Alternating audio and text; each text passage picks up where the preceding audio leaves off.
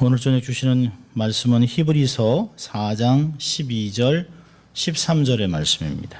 히브리서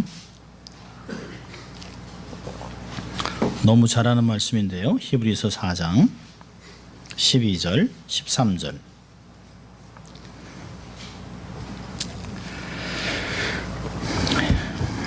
차실 소리 함께 한 목소리로 같이 읽도록 하겠습니다. 히브리서 4장 12절 13절입니다. 시작.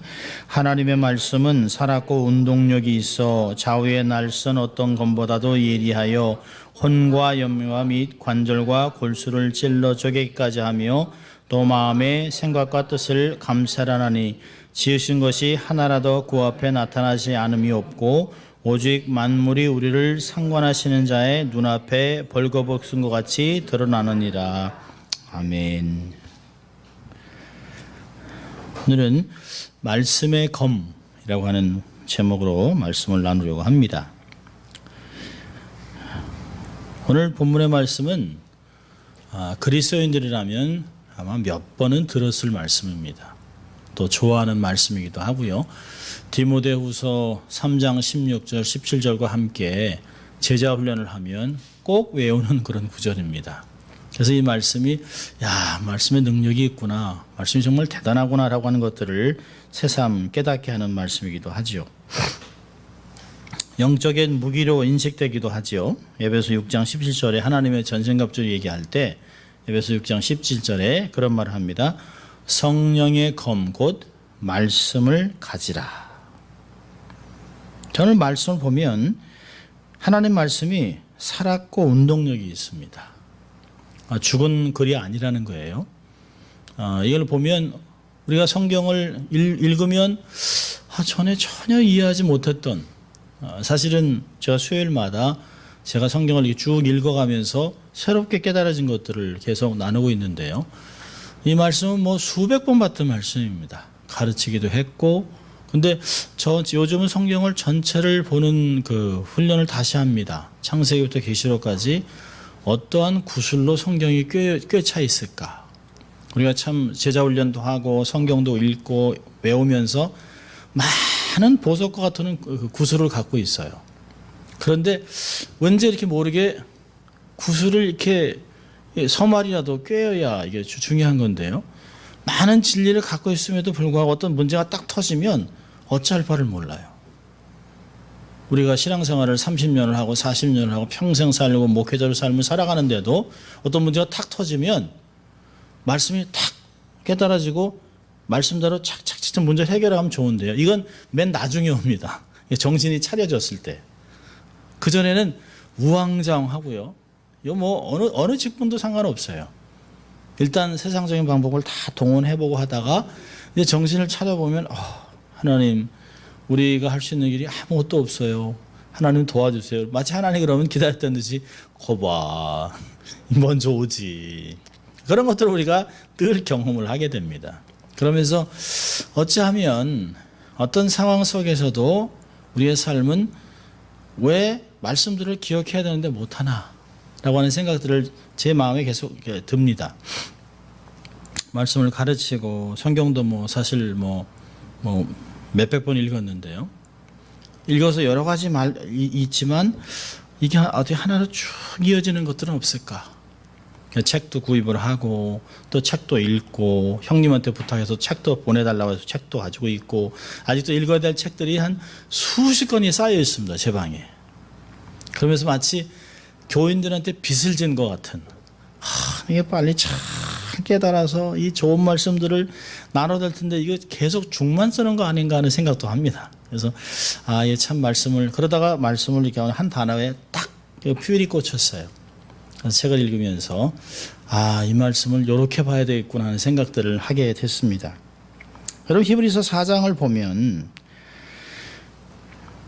히브리서 4장 초두에 이런 말씀을 합니다. 1절에 그러므로 우리는 두려워할지니 그의 안식에 들어갈 약속이 남아있을지라도 너희 중에 혹 미치지 못할 자가 있을까 함이니라. 그 안식을 이야기합니다. 그리고 9절에 가서 또 6절에 5절에도 내 안식에 들어오지 못하리라. 또 3절에도 저 안식에 들어간다. 계속 안식을 이야기합니다. 그리고 또 그 9절에 그런즉 안식일 때가 하나님의 백성에게 남아있다. 10절에 이미 그의 안식에 들어간 자는, 그래서 안식에 대한 얘기를 쭉 이야기를 합니다.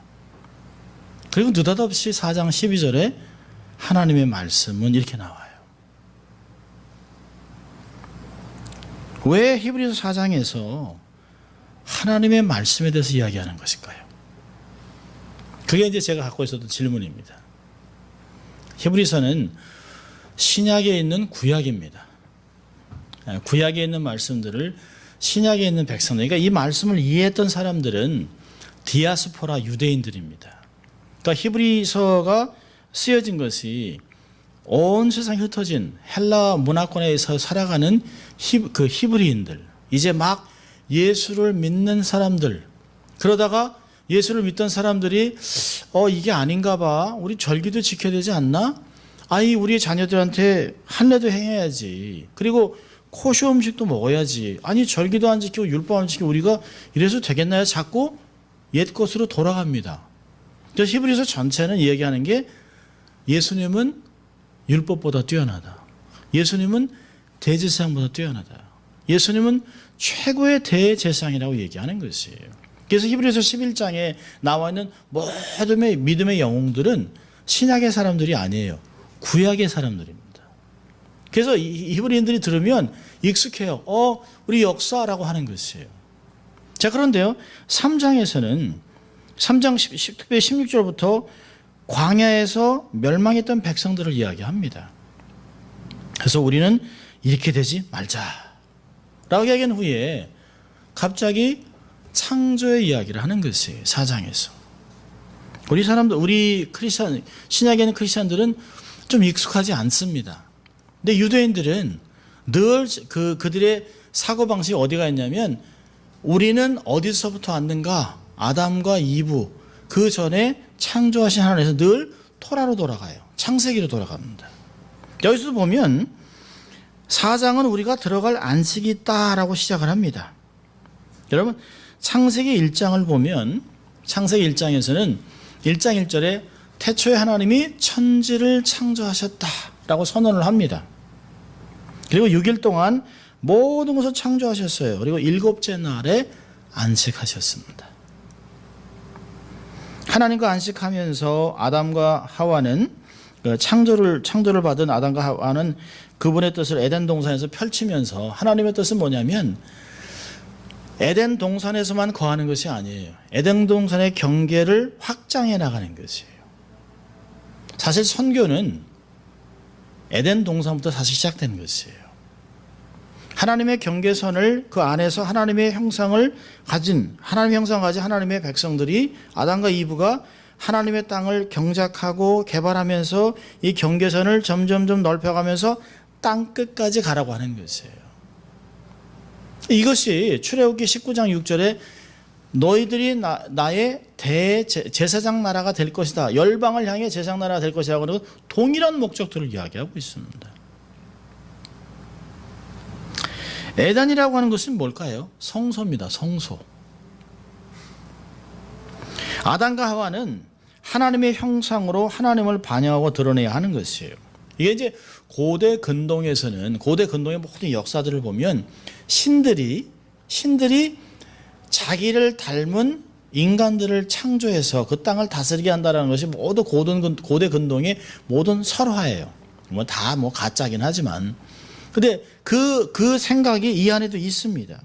그래서 그 에덴은 하나님의 임재와 세상에 대한 통치를 나타내기 위해서 삼위일체 하나님의 형상대로 창조됐습니다. 그러니까 아담은 뭘까요? 하나님의 형상, 또 그 하나님께 속한 왕이면서 하나님의 대표자로 하나님과 함께 다스려야 합니다. 이 형상이라고 하는 단어, 여러분 그 히브리서 1장 28절 27절 보면 그런 말을 하지요. 그 하나님께서 사람을 창조하셨는데 1장 27절 28절 이렇게 얘기합니다. 하나님이 자기 형상 곧 하나님의 형상대로 사람을 창조하시되 남자와 여자를 창조하시고, 그리고 하신 것이 문화 명령을 내려요.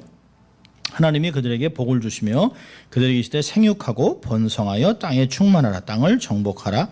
바다의 고기와 공중의 새와 땅에 움직이는 모든 생물을 다스려라 라고 명령을 해놨습니다. 아니 여기서 형상 하나님의 자기 형상이라는 단어를 썼는데요. 이 히브리어를 헬라어로 번역을 하면 아이콘입니다. 아이콘. 요즘 세대에 우리가 무슨 뭐 아이돌, 아이콘 뭐 이렇게 얘기하잖아요. 컴퓨터 화면에 보면 작은 아이콘이 있죠. 이게 작은 아이콘을 그림 파일로 되는데 이것을 클릭하면 이게 어디로 연결됩니까? 메가급의 바이트 되어 있는 컴퓨터에 연결이 됩니다. 은유적으로 말하면 인간은 창조에 나타난 정말 요즘 같으면 테라바이트급의 하나님의 영광으로 인도하는 작은 아이콘이에요. 아이콘. 우리가 세상에서 영어도 못하고 이 세상에서 지는 것 같습니다. 세상은 너무 빨리 발전돼요. 너무 과학적으로 너무 엄청납니다. 이제 뭐 지금 테슬라를 만든 그 사람이 지금 너무 길이 복잡하니까 하늘에 차를 날리면 너무 시끄럽고 그러니까 땅 속으로 해서 시속 200마일로 달리는 차를 만든다는 거 아니에요? 그 차가 딱 가서 탁 하면 쭉 내려가서 몇십 미터 내려가서 거기에 턱 걸리면 이게 샥 벨트를 해가지고 200마일로 간다는 거예요. 그러면 이게 도대체 어떻게 이런 게 가능할까? 그리고 뭐 여기서 샌프란시스코까지 뭐 15분에 뭐 이런 걸 만든다고 그런 걸 보면 세상이 너무 빨리 발전되는 것 같아요. 너무. 그런 거 보면 이 옛날 이 책을 믿는 게 이게 바보스럽기도 하고 세상 사람들이 그거 뭐 옛날 그런 거 배 타고 다니고 낙타 타고 다니는 시대에 했던 얘기 걸어 다녔던 얘기 이제 말도 안 통하는 것 같습니다. 그런데요. 하나님은 우리의 연약한 이 지체들을 자신의 강력한 임재의 아이콘으로 만들어 놓으셨어요. 세상으로 우리를 클릭하면 우리를 만나면 하나님 나라의 것들을 경험하게 되는 것이에요. 여러분 하나님의 전권대사라고 하는 하나님의 그 이미지를 갖고 있는 사람이라는 게 얼마나 기가 막힌 것이냐면 사도 바울이 자기의 말로 표현한 게 뭐예요? 우리는 움직이는 하나님의 성전이라고 그러잖아요. 고린도서 3장 16절과 6장 19절에 우리 안에 성령이 거하는 것을 알지 못하냐? 우리의 몸이 바로 거룩한 성전이라는 것이에요. 이걸 현대로 바꾸면 우리는 하나님 나라의 아이콘이라는 거예요. 아이콘. 클릭을 하면 우리의 삶이 와 닿으면 이게 탁 스쳐 지나가면 우리 때문에 하나님 나라가 확 펼쳐지는 거예요. 할렐루야. 생각만 해도 너무 멋지죠. 이 땅에 하나님이 두신 아이콘, 이 화면에 많잖아요. 아이콘들이 뭐 요만한 요렇게 해가지고 뭐 그린 파일, 폴더 이렇게 해서 많이 있습니다. 클릭하면 새로운 세상이 열리는 거예요. 요즘이야 뭐 잘못된 걸로 많이 연결이 됩니다만은 그러니까 옛날 시대에 있어서는 그 이야기하는 거와 지금 이야기하는 아이콘, 이 단어가 지금 사용하는 것을 보면 하나님이 정말 선한 것도 우리에게 많이 주셨는데 우리는 잘못 사용하고 있습니다. 무슨 뭐의 아이콘, 사실 그게 아니죠. 하늘나라의 아이콘, 하나님의 아이콘이라고 우리를 얘기하는 것이에요. 아이콘은 자기를 위해 있지 않습니다. 아이콘의 실체는 엄청난 하나님이에요. 우리는 이 세상에 연결되어 있는 코드 같은 것이에요. 그냥 이 세상이라고 하는 이 화면에 떠 있는 하늘나라로 하늘나라의 것을 열어줄 수 있는 그런 아이콘입니다.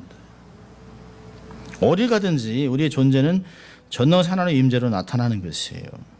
여러분 이렇게 엄청난 하나님의 아이콘으로 창조됐어요. 그런데 이 아담과 하와가 하나님의 아이콘이라는 걸 잊어버렸습니다. 그리고 하나님의 아이콘이 자기와 같은 창조물의 이야기를 듣고 넘어져요. 이 첫째 아담은 무너지죠. 제가 나중에 두 아담에 대해서 이야기를 나눌 텐데요. 첫째 아담은 뱀에게 무너졌습니다. 그런데 둘째 아담은 용을 잡습니다. 그게 계시록에서 끝나는 이야기예요.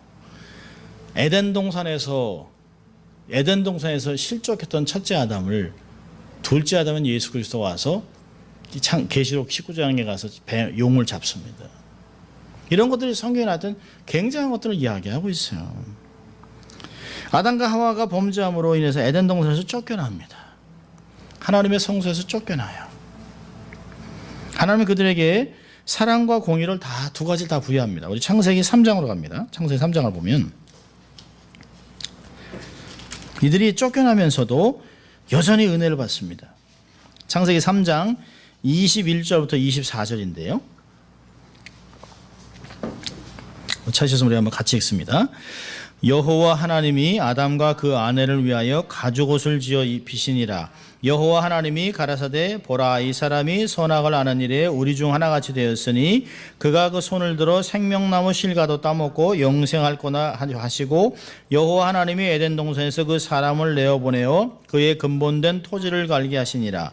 이같이 하나님이 그 사람을 쫓아내시고 에덴 동산 동편에 그룹들과 두루 도는 화영검을 두어 생명나무의 길을 지키게 하시니라. 예.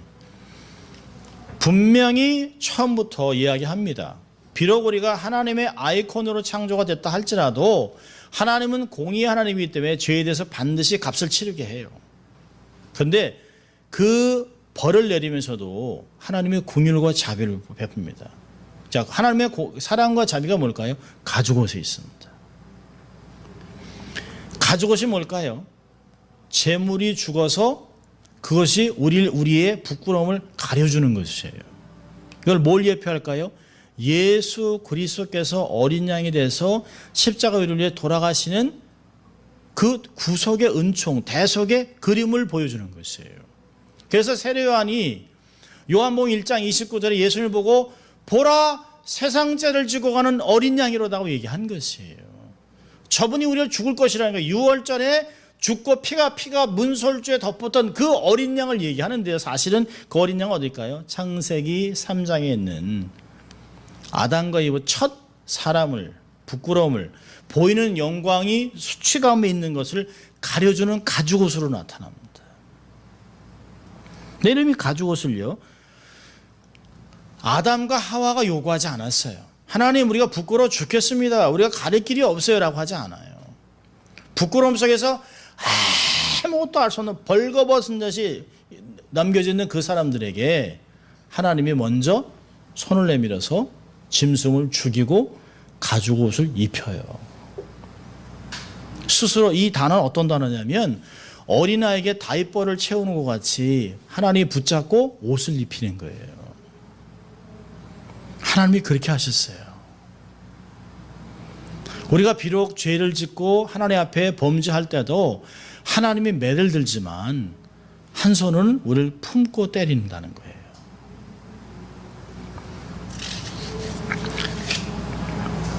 두 번째로 공의는 뭘까요? 화염검입니다. 24절에 아담과 하와가 생명의 나무에 금접하는 것을 막고 에덴 동산에 진입하는 걸 막으셨어요. 에덴 동산으로 진입하면 죽죠. 반드시 죽습니다. 아담도 알았고 하와도 알았고 하나님도 아셨어요. 검을 들고 있는 천사도 알았고요. 또 여기서는 검만 갖고 있는 것이 아니라 불이 붙은 검이 그 지역을 돕니다. 그래서 에덴 동산의 입구를 막아 놓으셨어요.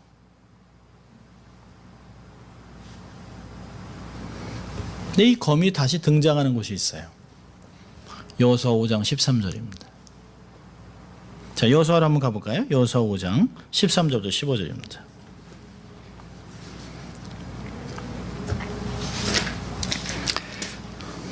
여호수아 5장 13절부터 15절인데요. 우리 한번 타셨으면 우리 같이 읽습니다. 여호수아가 여리고에 가까웠을 때에 눈을 들어본즉 한 사람이 칼을 빼어 손에 들고 마주섰는지라.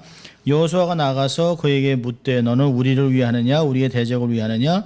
그가 가로되 아니라 나는 여호와 군대 장관으로 이제 왔느니라. 여호수아가 땅에 엎드려 절하고 가로되 나의 주여 종에게 무슨 말씀을 하려 하시나이까. 여호와의 군대 장관이 여호수아에게 이르되 내 발에서 신을 벗으라. 내가 선 것은 거룩하니라. 여호수아가 그대로 행하니라. 그럼 가나안 땅이 어딜까요? 영적인 에덴 동산입니다. 하나님이 준비해 놓은 에덴 동산이에요.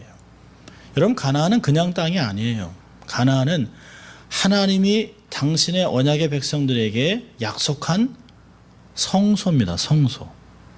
이것이 계속해서 하나님이 창세기에서 계속 이야기하는 것이에요. 단을 쌓게 하고 제사를 드리게 하고 하나님을 섬기는 곳이. 그래서 아브라함이나 이삭이나 야곱이 가는 곳마다 하나님을 부르고 단을 쌓잖아요. 이것이 어디서 배웠을까요? 에덴 동산에서 배운 것이에요. 그게 그들의 삶의 부르심입니다. 예배는 옵션이 아니에요. 예배는 우리의 삶의 부르심의 중심입니다. 그래서 가는 곳마다 성소를 지어요. 성소를 짓는 게 그들의 삶입니다. 단을 쌓습니다. 그 이스라엘 백성들이 그 출애굽을 하고 광야를 지나면서 방랑객으로 살다가 이들을 하나님이 어디로 부르시는 거예요? 성소로 부르시는 거예요. 자, 성소는 누가 지켰나요? 7 이방 족속이 지킨 것이 아니에요. 하나님의 천사가 칼을 들고 지킨 것이에요. 그것은 아무나 들어가는 것이 아니에요. 여러분, 여리고 성의 백성들이 왜 두려워했을까요? 여리고 성이 난공불락입니다. 근데 여리고 성에 있는 사람들이 왜 이스라엘 백성들을 두려워했을까요? 숫자적으로 게임이 안 돼요. 여리고 성은 최고로 맥시멈으로 해도 1,500명이 안 돼요. 그런데 이스라엘은 몇 명입니까? 싸울 수 있는 사람만 60만입니다.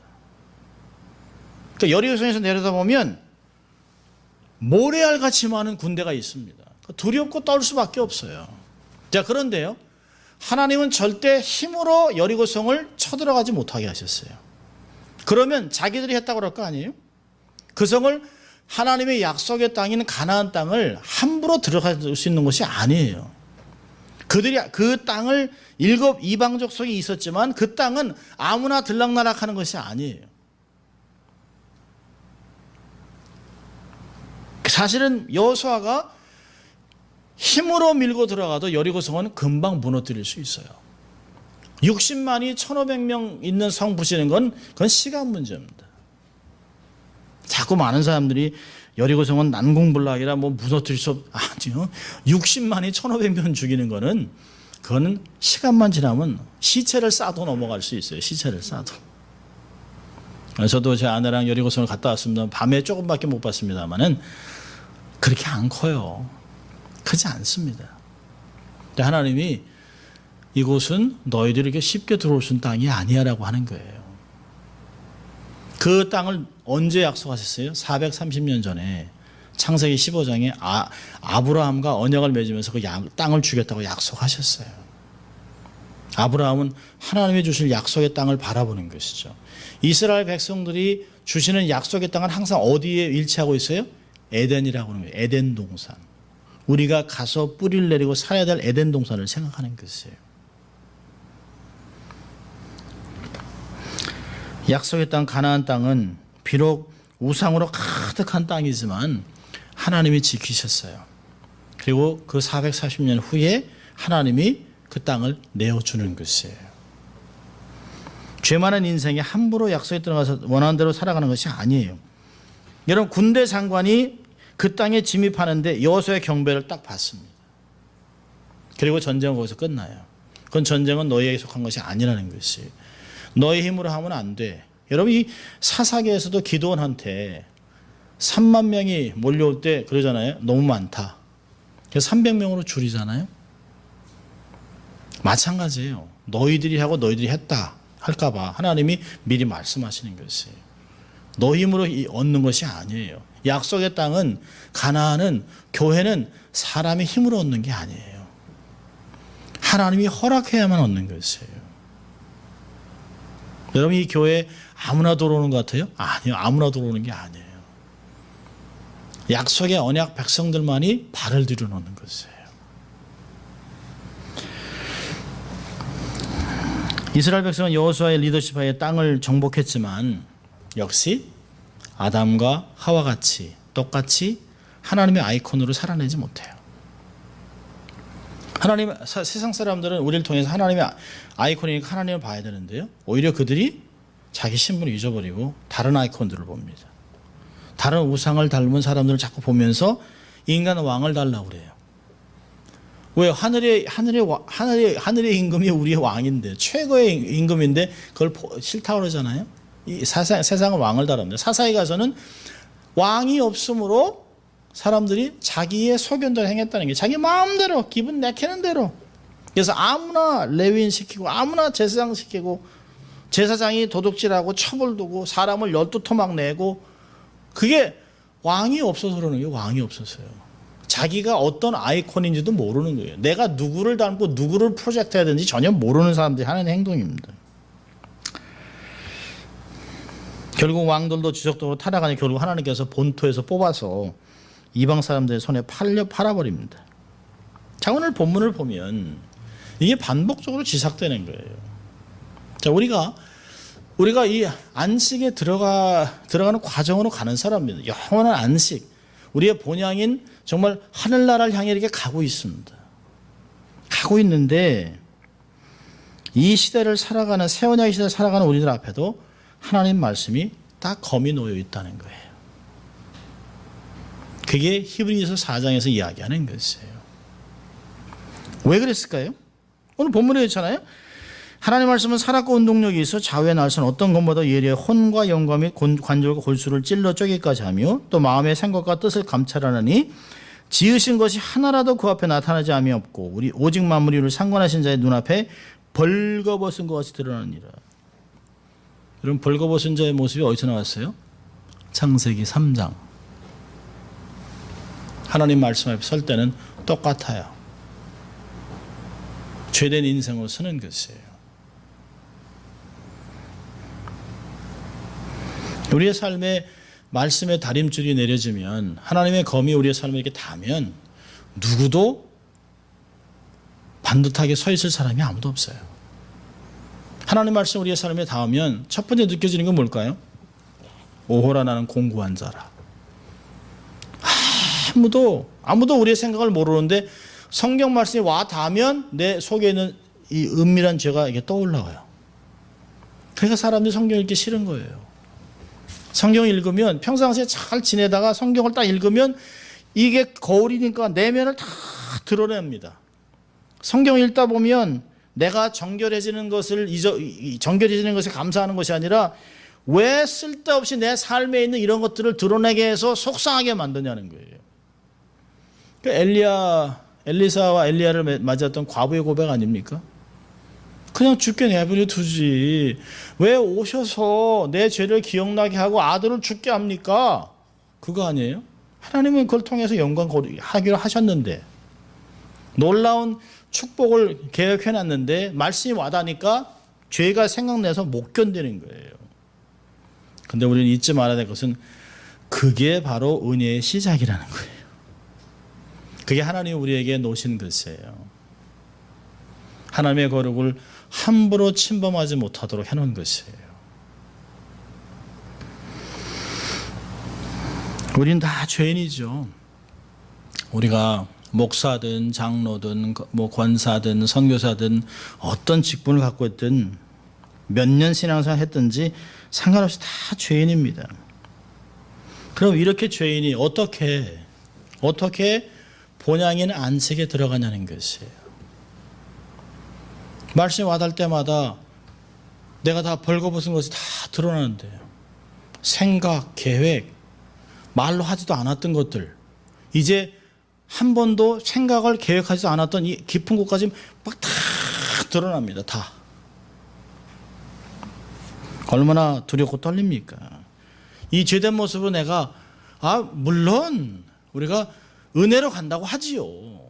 근데 어떻게? 라고 하는 것을 그 다음 절에 얘기합니다. 이렇게 하나님의 말씀 앞에 있을 때 우리가 혼과 영감의 관절과 골수를 찔러 쪼개면서 이 안에 있는 것이 다 드러나요. 다. 자, 그런데 우리의 삶에 12절 13절까지 읽으면 안식에 들어갈 수 있는 길이 없어요. 자, 14절 15절 같이 읽습니다. 시작. 그러므로 우리에게 큰 대제사장이 있으니 승천하신 자 곧 하나님의 아들 예수시라. 우리가 믿는 도리를 굳게 잡을지어다. 우리에게 있는 대제사장은 우리 연약함을 체휼하지 아니한 자가 아니요 모든 일에 우리와 한결같이 시험을 받은 자로 돼 죄는 없으시니라. 그렇기 때문에 우리에게 대제사장이 있다는 거예요. 그 대제사장은요, 우리 앞서 하늘나라에 가셨어요. 우리 앞서 먼저 안식에 들어가셨습니다. 우리와 동일한 성정을 갖고 있는 성육신하신 하나님 예수 그리스도, 그분이 우리 앞에서 어떻게 마지막 파이널 레스트, 마지막 안식에 들어가셨는가를 길을 만들어 놓으셨어요. 어떻게 하늘나라에 들어가고 어떻게 마지막 안식에 들어가셨는가를 몸소 보여주셨어요. 그분이 하늘로 들어가는 문을 열어놓으셨어요. 자, 10장으로 가볼까요? 히브리서 10장. 히브리 10장 19절부터 22절인데요.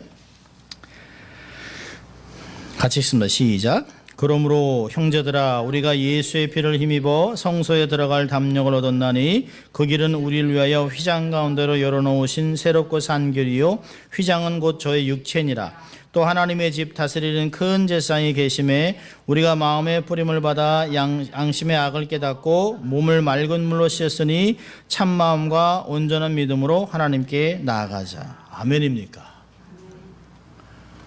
하나님이 그저 주님이 앞서가신 것만 아니에요. 따라와 하는 게 아니라 자기 몸을 찢어 길을 열어놓으셨어요. 휘장을 쫙 찢어 놓으셨습니다. 성소와 지성소를 갈라놓으셨어요.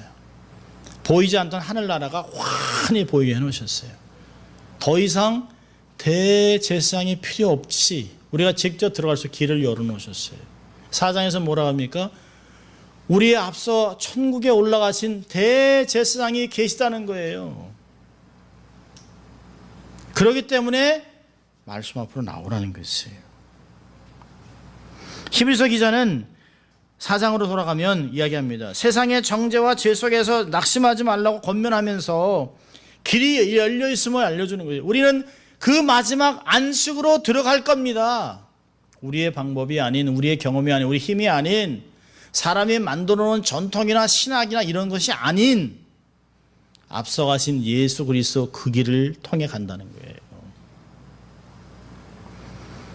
그래서 히브리서 기자는 14절과 16절에 두 가지를 권면합니다. 두 가지를. 첫째 뭘까요? 믿는 도리를 굳게 잡으라는 거예요. 우리가 고백하는 신앙 고백들, 주는 살아계신 하나님의 아들이요 라고 하는 고백, 그 고백 위에 교회가 세워졌잖아요. 우리가 매주 주일마다 하는 사도신경, 그 고백 위에 교회들이 2000년 동안 견고히 서 있잖아요. 흔들림이 없잖아요. 아무리 세상에서 얘기하죠. 아유, 모르고 가도 서울만 가면 되죠. 아, 종교가 뭐 다를 게 뭐가 있어요. 같이 다 모이면 되죠. 요즘 희한한 운동이 많이 벌어집니다. 베벌리힐즈가 무슨 공원이 있습니다. 공원 거기에 새벽에 이슬람 유대인들이 함께 모여 같이 기도합니다. 한쪽에서는 알라, 한쪽에서는 창조주 하나님. 크리스천들이 알라도 하나님인데 그래서 같이 크리슬람이라고 하는 걸 만듭니다.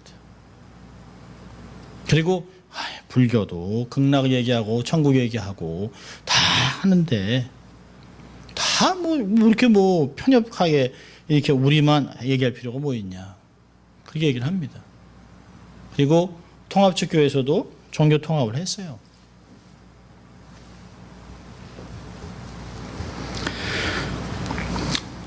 (2000년) 전에 이미 히브리서 기자는 이야기하는 것이에요. 너희가 믿는 믿음을 굳게 잡으라는 거예요. 다른 게 있다는 게 아니에요. 여러 개 있는 가닥이 많은 게 아니에요. 모두 배려가 아닙니다. 신이 하나, 둘, 셋, 넷보다는 열이 좋다? 아니, 절대 그렇지 않습니다. 세상에 아무리 이게 편협하다고 할지라도 우리가 믿는 고백은 예수 그리스도 한 분밖에 없어요. 나는 길이요 지요 생명이 나로 맘대 않고 아버지께 올 자가 없다고 얘기했어요. 이슬람들이 이제 라마단을 좀 이제 시작할 것이에요. 5월 25일 날 26일 날 라마단이 시작됩니다. 라마단을 하다가 주님께 돌아온 자들이 하는 고백들이 뭔지 아세요? 그전에는 알라나 하나님이나 똑같은 줄 알았다는 거예요. 그런데 자기들이 기도하다가 주님을 만나고 나니까 이건 다 허상이라는 거예요. 다 가짜라는 거예요. 이슬람은 다 가짜라는 거죠. 속임수라는 거예요.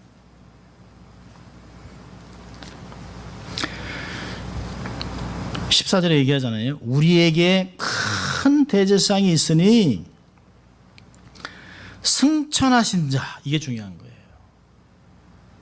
우리가 안식으로 가야 될 그게 뭐예요? 우리는 승천할 사람이에요. 하늘나라 가서 영원히 살 사람들이에요. 그래서 사도 바울이 빌립보에서도 우리의 시민권은 하늘에 있다 라고 빌립보 3장 20절에 얘기하잖아요. 하늘에 시민권이 있기 때문에 땅에 있는 거 이거 별거 아니라는 거예요. 우리가 눈을 갖고 이 땅에 있는 걸 보지만 영적인 눈으로 하늘을 바라보고 내가 갈 곳 저긴데 이 땅에 있는 것 같고 그렇게 뭐 먹는 거 마시는 거 이게 중요한 게 아니라는 거예요.